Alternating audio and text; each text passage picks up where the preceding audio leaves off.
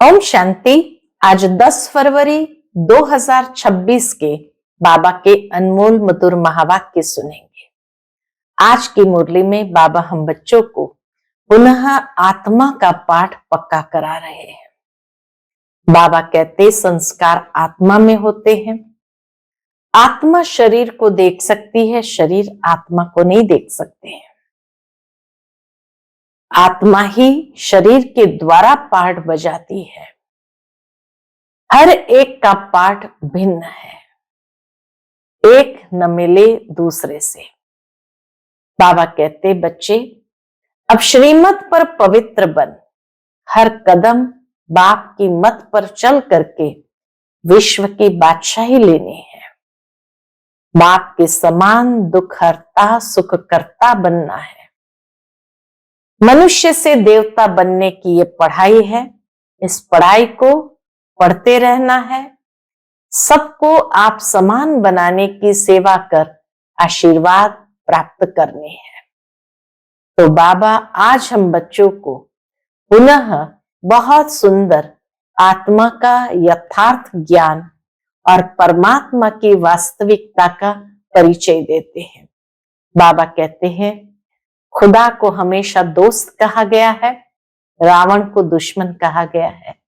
तो खुदा तुम्हारा दोस्त है, रावण तुम्हारा दुश्मन है। इसलिए खुदा को प्यार करो और रावण को इसीलिए जलाते हैं। तो सुनते हैं आज के बाबा के अनमोल मधुर महावाक्य। ओम शांति। मीठे बच्चे, खुदा तुम्हारा दोस्त है, रावण दुश्मन है।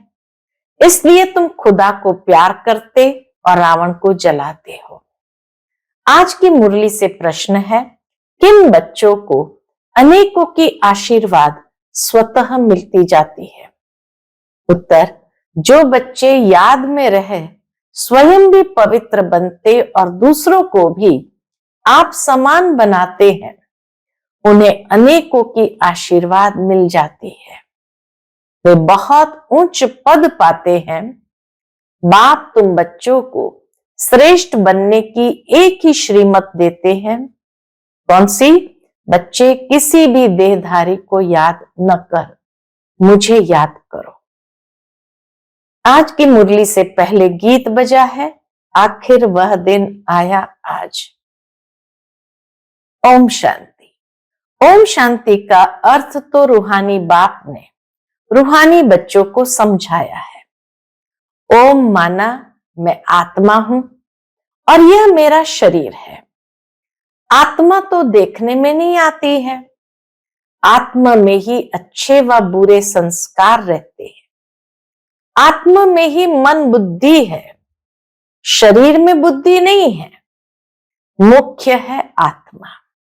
शरीर तो मेरा है, आत्मा को कोई देख नहीं सकते। शरीर को आत्मा देखती है, आत्मा को शरीर नहीं देख सकता।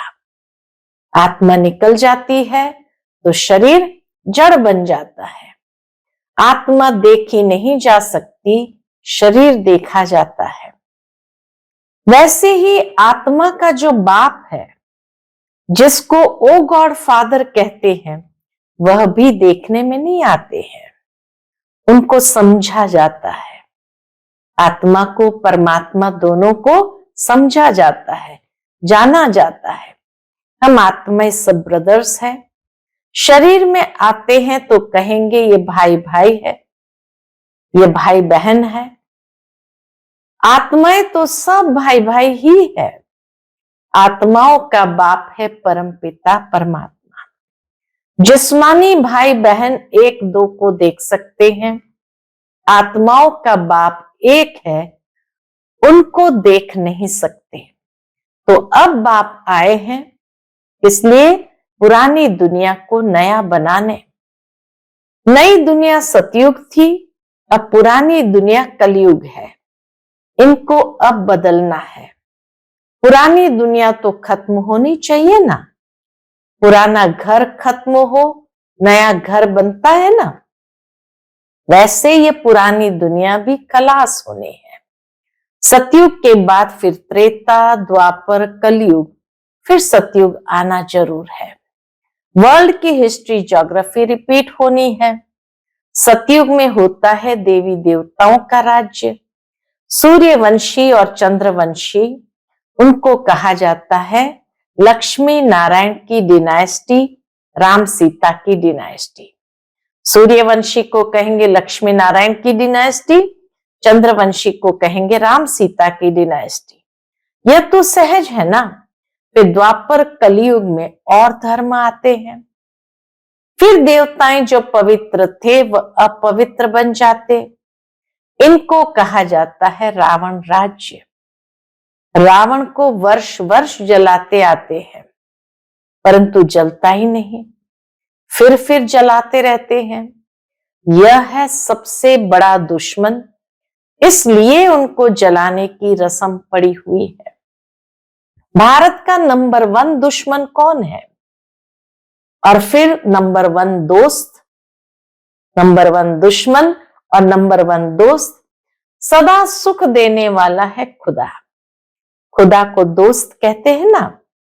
इस पर एक कहानी भी है। तो खुदा है दोस्त, रावण है दुश्मन। खुदा जो दोस्त है उनको कभी जलाएंगे नहीं। वह है दुश्मन, रावण है दुश्मन, इसलिए 10 शीश वाला रावण बनाए उनको वर्ष वर्ष जलाते हैं। गांधी जी भी कहते थे हमको राम राज्य चाहिए। राम राज्य में सुख है, रावण राज्य में दुख है। अब ये कौन बैठ समझाते हैं? पतित पावन बाप शिव बाबा, ब्रह्मा है दादा।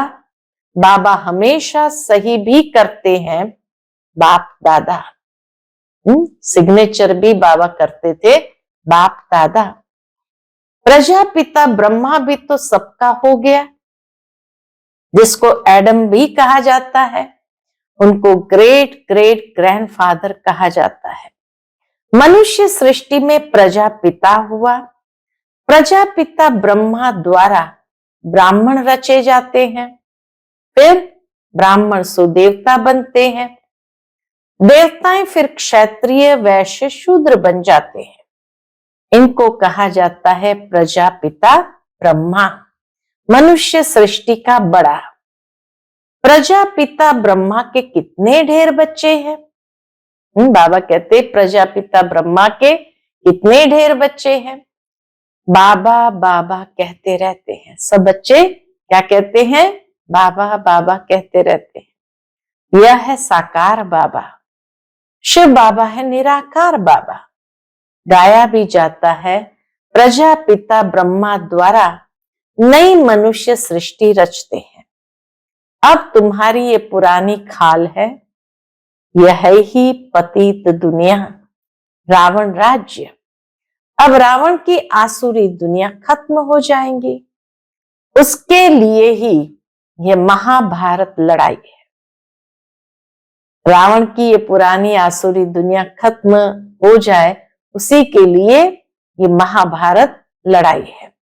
फिर सतयुग में इस रावण दुश्मन को कोई जलाएंगे नहीं। रावण होगा ही नहीं, स्मृति भी नहीं देवताओं को। रावण ने ही दुख की दुनिया बनाई है।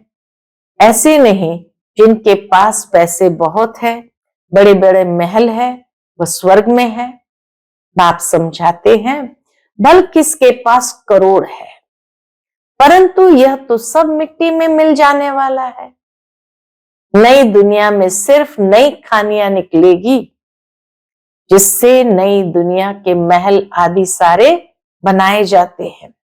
ये पुरानी दुनिया अब खत्म होनी है। मनुष्य भक्ति करते ही है किस लिए? सदगति के लिए। हमको पावन बनाओ, हम विशस हो गए हैं। विशस को पतित कहा जाता है, सतयुग में है ही वाइसलेस, संपूर्ण निर्विकारी। वहां बच्चे योग बल से पैदा होते हैं। विकार वहां होता ही नहीं, न देह अभिमान, न काम, न क्रोध, 5 विकार होते ही नहीं। इसलिए वहां कभी रावण को जलाते नहीं। यहां तो रावण राज्य है, अब बाप कहते हैं तुम पवित्र बनो। अभी तो बाबा कहे ये रावण राज्य है, इसलिए बाबा कहते हैं बच्चे पवित्र बनो। रावण राज्य भी क्यों कहा जाता है इस दुनिया को? क्योंकि कहा जाता रावण एक तो ब्राह्मण था, ऊंची जाति का था। दूसरा, रावण के लिए कहते हैं उसके जैसा बुद्धिशाली कोई नहीं था, शास्त्रों का ज्ञाता था, ज्ञानी था। फिर कहा जाता है कि रावण जैसा शक्तिशाली कोई नहीं और रावण जैसा धनवान कोई नहीं। पूरी सोने की लंका थी। कमी थी, कमजोरी थी तो बस दो। एक था अहंकार चरम सीमा पर और दूसरा चरित्र भ्रष्टता। ये दो कमी कमजोरी। तो आज की दुनिया को बाबा रावण राज्य क्यों कहते हैं?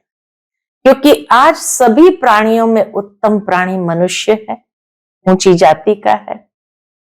मनुष्य जैसा बुद्धिशाली कोई नहीं, मनुष्य जैसा शक्तिशाली कोई नहीं।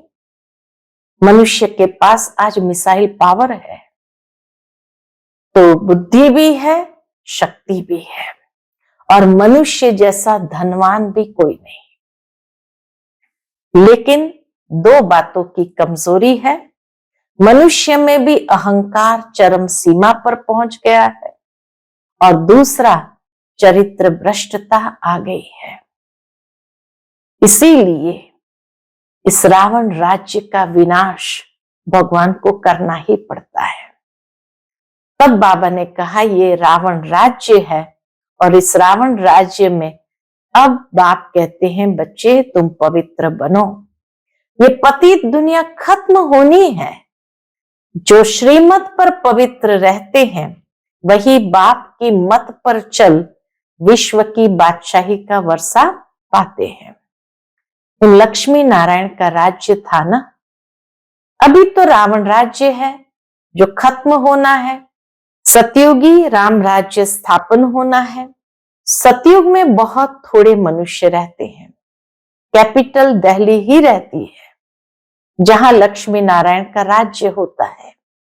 दिल्ली सतयुग में परिस्तान थी, दिल्ली ही गद्दी थी। रावण राज्य में भी दिल्ली कैपिटल है, राम राज्य में भी दिल्ली कैपिटल रहती है। परंतु राम राज्य में तो हीरे जवाहरातों के महल थे। अभी बाप कहते हैं तुमने विश्व का राज्य गंवाया है, मैं फिर तुमको देता हूं। तुम मेरी मत पर चलो। श्रेष्ठ बनना है तो सिर्फ मुझे याद करो और किसी देहधारी को याद न करो। अपने को आत्मा समझ मुझ बाप को याद करो तो तमो प्रधान से सतो प्रधान बन जाएंगे। तुम मेरे पास चले आएंगे, मेरे गले की माला बनकर फिर विष्णु की माला बन जाएंगे। माला के ऊपर मैं हूं, ऊपर फूल है शिव बाबा, फिर दो है ब्रह्मा सरस्वती। वही सतयुग के महाराजा महारानी बनते हैं। उन्हों की फिर है सारी माला जो नंबरवार गद्दी पर बैठते हैं। मैं इस भारत को इन ब्रह्मा सरस्वती और ब्राह्मणों द्वारा स्वर्ग बनाता हूं। शिव बाबा कहते हैं मैं इस भारत को इस ब्रह्मा सरस्वती और ब्राह्मणों द्वारा स्वर्ग बनाता हूं। जो मेहनत करते हैं उन्हों के ही फिर यादगार बनते हैं। वह है रुद्र माला और वह विष्णु की माला। रुद्र माला है आत्माओं की और विष्णु की माला है मनुष्य की। आत्माओं के रहने का स्थान वह निराकारी परम धाम है जिसको ब्रह्मांड भी कहते हैं। आत्मा कोई अंडे मिसल नहीं है, आत्मा तो बिंदी मिसल है। हम सब आत्माएं वहां स्वीट होम में रहने वाली है। बाप के साथ हम आत्माएं रहती है, वह है मुक्ति धाम। मनुष्य सब चाहते हैं मुक्ति धाम में जाए, परंतु वापस कोई एक भी जा नहीं सकते। सबको पाठ में आना ही है। तब तक बाप तुमको तैयार कराते रहते हैं। तुम तैयार हो जाएंगे तो फिर जो भी आत्माएं हैं वह सब आ जाएंगे। फिर खलास, तुम जाकर नई दुनिया में राज्य करेंगे, फिर नंबरवार चक्कर चलेगा। गीत में सुना न आखिर वह दिन आया आज। तुम जानते हो जो भारतवासी अब नरकवासी है वह फिर स्वर्गवासी बनेंगे। बाकी सब आत्माएं शांति धाम में चली जाएगी। समझाना बहुत थोड़ा है। अलफ बाबा बेबादशाही। अलफ को बादशाही मिल जाती। अभी बाप कहते मैं वही राज्य फिर से स्थापन करता हूं। तुम 84 जन्म भोग अब पतित बन गए हो। पतित बनाया है रावण ने, फिर पावन कौन बनाते हैं? भगवान जिसको पतित पावन कहते हैं। तुम कैसे पतित से पावन, पावन से पतित बनते हो? वह सारी हिस्ट्री ज्योग्राफी रिपीट होगी। यह विनाश है ही इसके लिए। कहते ब्रह्मा की आयु शास्त्र में 100 वर्ष है। यह जो ब्रह्मा है जिसमें बाप बैठ वर्षा दिलाते हैं, उनका भी शरीर छूट जाएगा। आत्माओं को बैठ, आत्माओं का जो बाप है वह समझाते हैं। मनुष्य मनुष्य को पावन बना न सके। देवताएं कभी विकार से नहीं पैदा होते हैं। पुनर्जन्म तो सब लेते आते हैं ना।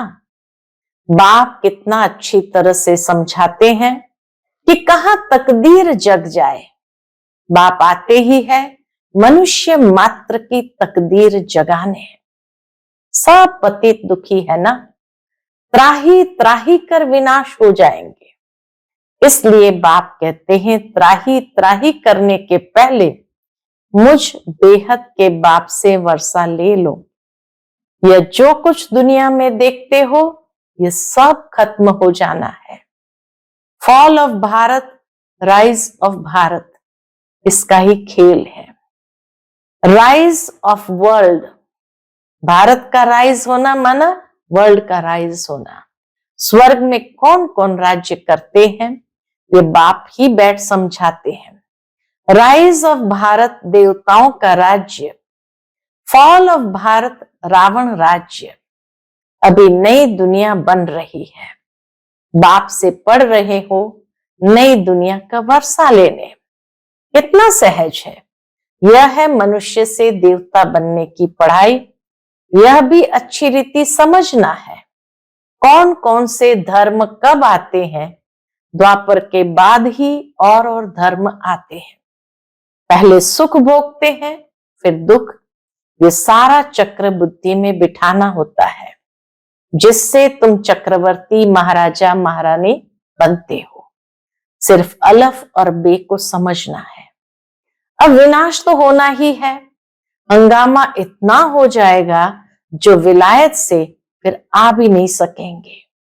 इसलिए बाप समझाते हैं भारत भूमि सबसे उत्तम है।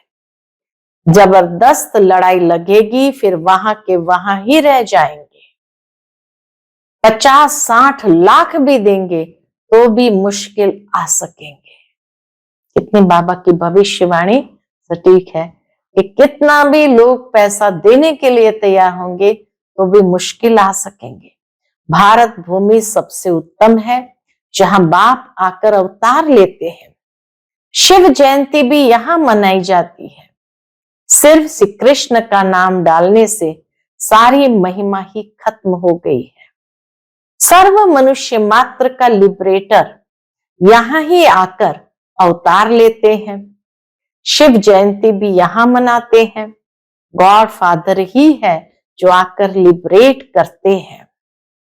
तो ऐसे बाप को ही नमन करना चाहिए, उनकी ही जयंती मनानी चाहिए। वह बाप यहां भारत में आकर सबको पावन बनाते हैं, तो यह सबसे बड़ा तीर्थ ठहरा। सबको दुर्गति से छुड़ाए सदगति देते हैं। ये ड्रामा बना हुआ है। अभी तुम आत्माएं जानती हो हमारा बाबा हमको इस शरीर द्वारा ये राज समझा रहे हैं। हम आत्मा इस शरीर द्वारा सुनती है। आत्म अभिमानी बनना है। अपने को आत्मा समझ बाप को याद करो तो कट निकलती जाएगी और प्योर बन तुम बाप के पास आ जाएंगे। जितना याद करेंगे उतना पवित्र बनेंगे। औरों को भी आप समान बनाएंगे तो बहुतों की आशीर्वाद मिलेगी। औरों को भी आप समान बनाएंगे तो बाबा कहते बहुतों की आशीर्वाद मिलेगी, उच्च पद पालेंगे। इसलिए गाया जाता है सेकंड में जीवन मुक्ति। अच्छा, मीठे मीठे सिकिलदे बच्चों प्रति माता पिता बाप दादा का याद प्यार और गुड मॉर्निंग। रूहानी बाप की रूहानी बच्चों को नमस्ते। हम सभी रूहानी बच्चों की रूहानी माता पिता बाप दादा को याद प्यार, गुड मॉर्निंग और नमस्ते। नमस्ते, शुक्रिया बाबा, शुक्रिया। आज की मुरली से धारणा के लिए मुख्य सार है। पहली पॉइंट, श्रीमत पर पवित्र बन, हर कदम बाप की मत पर चल, विश्व की बादशाही लेनी है। बाप के समान दुखहर्ता सुख करता बनना है। दूसरी पॉइंट, मनुष्य से देवता बनने की यह पढ़ाई सदा पढ़ते रहना है। सबको आप समान बनाने की सेवा करके आशीर्वाद प्राप्त करनी है। आज का बाप दादा का मधुर वरदान हम बच्चों के प्रति है। कल्याण की वृत्ति और शुभ चिंतक भाव द्वारा विश्व कल्याण के निमित्त बनने वाले तीव्र पुरुषार्थी भव। कल्याण की वृत्ति और शुभ चिंतक भाव द्वारा विश्व कल्याण के निमित्त बनने वाले तीव्र पुरुषार्थी भव। तीव्र पुरुषार्थी वह है जो सभी के प्रति कल्याण की वृत्ति और शुभ चिंतक भाव रखे। बल कोई बार बार गिराने की कोशिश करे, मन को डगमग करे, विघ्न रूप बने, फिर भी आपका उसके प्रति सदा शुभ चिंतक का अडोल भाव हो। बात के कारण भाव न बदले। हर परिस्थिति में वृत्ति और भाव यथार्थ हो तो आपके ऊपर उसका प्रभाव नहीं पड़ेगा। फिर कोई भी व्यर्थ बातें देखने में ही नहीं आएगी, टाइम बच जाएगा। यह है विश्व कल्याणकारी स्टेज। आज का स्लोगन है, संतुष्टता जीवन का श्रृंगार है, इसलिए संतुष्ट मणि बन, संतुष्ट रहो और सर्व को संतुष्ट करो। आज का व्यक्त इशारा, एकता और विश्वास की विशेषता द्वारा सफलता संपन्न बनो। उसके अंतर्गत बाबा कहते, एक मत अर्थात एकता का वातावरण बनाने के लिए समाने की शक्ति धारण करो। भिन्नता को समाओ, हर एक की विशेषता को देखो, कमियों को तो बिल्कुल देखना ही नहीं है। जैसे चंद्रमा अथवा सूर्य को ग्रहण लगता है तो कहते हैं कि देखना नहीं चाहिए, नहीं तो ग्रहाचारी बैठ जाएगी। तो किसकी कमी भी ग्रहण है, उसे कभी नहीं देखो, उसको कभी नहीं देखो, नहीं तो ग्रहाचारी बैठ जाएगी। अच्छा, ओम शांति।